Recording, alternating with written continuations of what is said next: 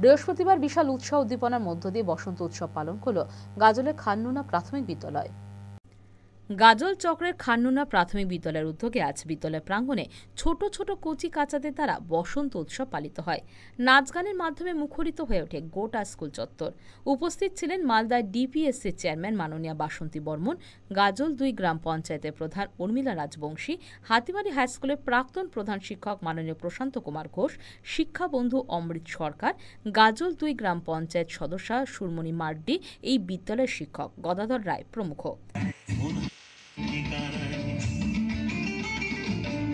এবং বিশেষ করে আমি মনে করি এই স্কুলটা আমার স্কুল।